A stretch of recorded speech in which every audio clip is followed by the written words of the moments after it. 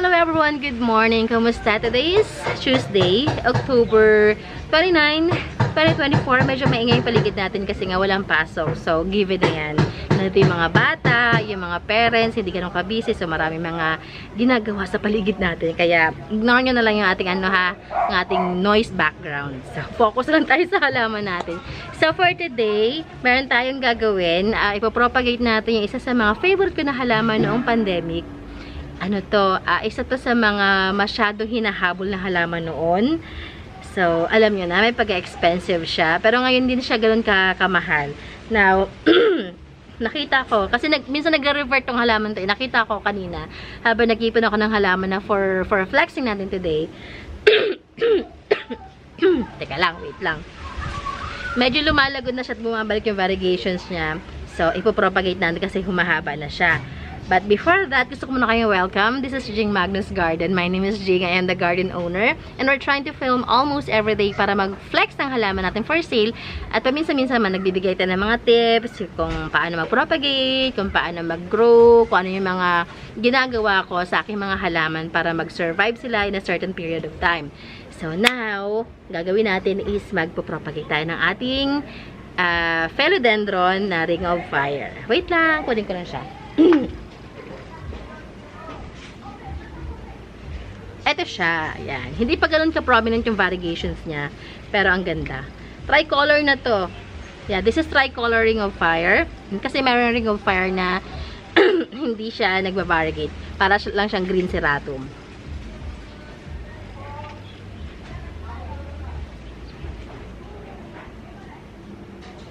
Ayan. So, dahil ano pala to, na-discover ko kanina, mother pala siya. So, ito pala ay kanya ng anak. So now, kukunin natin itong anak niya para mag-produce ulit siya ng another baby, which is for sure mas maganda. Ganun naman talaga, yung mga halaman na pinapropagate natin, ang binibigyan na ng baby, yung kasunod na baby is mas maganda. So now, samahan nyo ako. Nang unang-unang titingnan ninyo is kung saan kayo magkakat. So, pipili kayo magde-decide kung saan magkakat, but make sure na merong aerial roots or may roots na available. In this case, magkakat ako from here kasi may ugat na siya nakatutok dun sa baba, oh. Hindi pala nakatutok, as in talagang kumapit na siya. Mag-cut tayo from here, or pwede pala dito kasi pag dito ako mag-cut, mag-iwan tayo isang dahon, magbibigay na siya ng bagong suhi dito. Mas madali na lang the next time kasi may kumapit ng ugat. So, dito na lang. Ito na lang siguro. Ayan, yan. Yan. Per node tayo. Sabi ko sa inyo, tsaka maganda ang ano ng hangin ngayon. Maganda yung simoy ng hangin. Alam nyo, Pasko na, pero mag-iingat kasi may paparating na namang bagyo daw. Si Leon. Okay, so ito na yung cuttings natin. Tingnan nyo. Ayan. Ayan siya. Ano kanyang var. So, tabi muna natin to. And wait natin na magbigay ng bagong baby yung ating mother. Mother na siya. Yung baby niya, ginawa ulit nating mother. Dito muna siya. Mamaya ko siya harapin para i-propagate. Ay, i-repot. So, kumusta? Kumusta mga nanay? Sa mga walang pasok, yung mga lugar na declare na walang pasok, yan, kumusta ang mga nanay? Sinahans na yung anak ko is online class. Okay. Start na tayo. Anong uunahin kong halaman? Ito. Yan, ang ating splendid. Hindi lang siya ganoon ka-happy looking, but this is splendid. Ayan. Ang mother nito ay hindi ko pala kinuha ang mother. Iniwan ko pala. Splendid natin. Ayan. This one I'm selling for only 200 lang to, ha. Mahal pa si splendid. Kaya 200 kasi nga hindi pa siya ganoon kaganda. Kayo na magpaganda. Pagandahin nyo na lang. 200 pesos. Splendid. Ayan. May mother naman ako nito kaya rin nasa 200. Next natin, splendid. Dito ka muna, ha. Kasi baka magasgasan yung dahon mo. Sayang. Next is this Tortum. Cute lang siya. Tinapkat ko to eh, pero okay na to kumapit yung ugat nito. Tortum, parang gusto ko siya ilipat sa ibang pot. Overkill yung pot niya. Transfer ko to sa mas smaller na pot para mas mabilis ang paglaki niya. Overkill yung pot eh. Ito 200 pesos lang din to. 200. Tortum. Ito yung halaman na to. Isa to sa mga expensive na halaman na binili ko sa isang seller sa Mindanao. Now, nakalimutan ko ang pangalan niya. Hindi to tripartitum eh. Iba. Mahal to nung binili ko. Sa pa-idea ko, alam ko hindi to tripartitum. Iba siya. Pa-idea ko. This one, I'm selling it for only. Sige, bigay ko to sa inyo ng 230. Actually, mother siya. Pwede na siya i-top cut. Mahal to. Ang mother nito, nabili ko ng nagpa 500. Bumila ko ng dalawang mother. The problem is, nung nagkasakit yung asawa ko, napabayaan ko nga. Pero nag-propagate naman ako. Hindi ko na mahanap yung mga pinropagate ko. Ito na lang ang lumabas. Mayroon pa nga ako pinropagate na ano eh. Joppy Eye. Hindi ko mahanap po na saan. May top cut pa man din yun. 230. Pero may mother pa ako ng Joppy Eye dyan. Waiting for top cut. Pinapalabas ko lang yung kanyang aerial roots. Mahal din yun si Joppy Eye. Pinag-aagawan din yan before. May mother ako doon kaya carry lang. Makapagbenta tayo na mas mura. Okay, next. Itong sad looking din siya. Kaya na din magpaganda. This is Dubia. Monstera Dubia. Ay, nakatali yung mother eh. Pero wait lang, pakita ko yung mother sa inyo, Dubia ha. Para meron lang kayo idea how beautiful she is kapag malaki.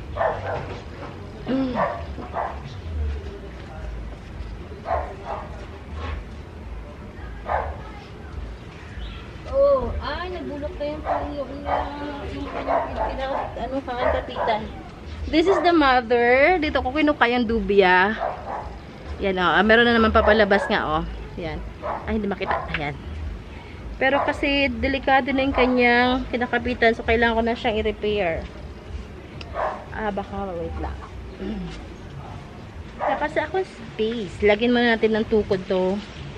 Kasi baka madisgrasya. Wait lang ha. Please bear with me. I need tukod. Wala ng tukod. Ay, madadali sa Dubia ko. Wait lang. Dubia, wait. Wala tayong tukod. Walang malapit na tukod sa akin ngayon eh. Oh my. Bad decision. Okay. Patay mo na tukod. Tutukuran mo natin siya. So, ito yung kanyang ano. Pagandahin nyo na lang. Sige, bigay ko to sa inyo ng 200 na lang din. I-cut nyo na lang para gumanda siya.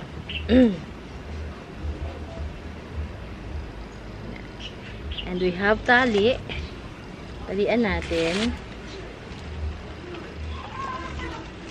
Ouch.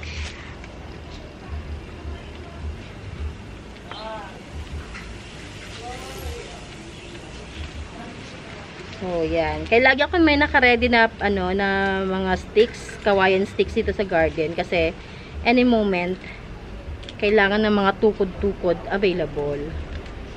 Yun ang pinagawa ko sa Mindoro.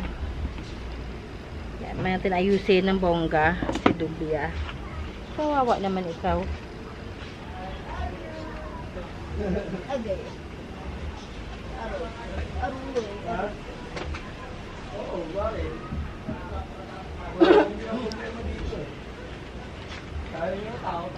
Okay. Hi. Next natin. This one. Isa din to sa masyado na uso noon. Grabe. Ito si Cebu Blue. Yan, Cebu Blue. Yan. Matured na ibang dahon niya. Yung top niya is matured. Naputol ko kanina. Oh, sayang. Naipit kasi. Yan, Cebu Blue. This one, I'm selling it for only. Sige, bigay ko to sa inyo na. Yung ganito ka-matured na Cebu Blue. Pwede na to sa 320 siguro. 320. Hindi ko na nga maalala kung magkano ang aking bili dito. Pero sa 320. Ready for top cut na to. Top cut nyo na lang. Balik kita doon Cebu Blue. Kasi mas masaya ka dyan. Saga ka na lang muna. Next natin, to si Glad Hands. Nag-blush na siya, nag-blush. Oh. Glad hands. Ito yung kanyang details. Oh. Ganyan yung dahon niya. Hindi ko alam kung bakit siya tinawag na glad hands. Pero yan yung pangalan niya. Para siyang, ano no, mini, parang small version ni Florida Beauty. Na, yung ano, shapes ng dahon. Parang malapit pa siya sa kamay. Kasi tinawag siyang glad hands. Ang cute ng pangalan. Okay, this one, ganito ka-lash. Pwede dito yung top cut. I'm selling it for only, sige, 320 na lang din ito. Pero pag hindi, parang gusto ko siyang chop-chopin. Para mas madami. Kasi kung konti na lang, ganyan ko. Uubos na sila. Okay, 320. Lagyan natin ng price. Aray ko, Lord. Aray ko. 320. Okay. Balik ka doon, glad hands. Next natin, Sitting Princess. Yan. Sino pa may Sitting Princess sa inyo? Ayan siya. Oh. Isa na lang to. Nabenta ko na isa eh. One pot available na lang siya. Sitting Princess. May presyo ba to? Wala pa siyang presyo. Sige. Pwede ko bigay ng 230. 230 na lang to, Sitting Princess. Tagal na to sa akin. Pwede niya rin i-top cut. Pero hindi ko pa na-try mag-propagate kay Sitting Princess, ha? Pero ganoon din naman siya. Philodendron lang din naman. Normally, same lang naman halos ang ano eh. Ang propagation style. Pwede tayo sa mga philodendrons. Okay. Next natin. This is, hindi ito Joppy eh. This is ano eh. Jerry Horn. And Jerry Horn, ayan. Ganyan na ka-lash. Isa din sa mga mahal before, oh. Si Jerry Horn. Okay, Jerry Horn natin ganito. This one I'm selling for only 295 pesos. 295, Jerry Horn. Pwede niya rin siyang i-top cut na. Ganun na lang yung presyo niya. Dati 500 yan. Actually, 500 isang dahon, dalawang dahon. Ganun talaga ang life. May mother, alam ko may mother ako ng Jerry Horn. May malaki akong Jerry Horn sa taas, ayun. Ha, kailangan na rin pala kita i-top cut Jerry Horn na. May giant Jerry Horn ako dun. Okay, next. Next natin, ito, ang ating lush na Marble Queen Photos, 100 pesos lang to. 100 lang siya. Ano na yan, i-cut nyo na lang. Ito, meron tayo ditong Micans. Micans natin, big leaf. 50 pesos lang to. Micans. We have another, ito, medyo bongga ng konti.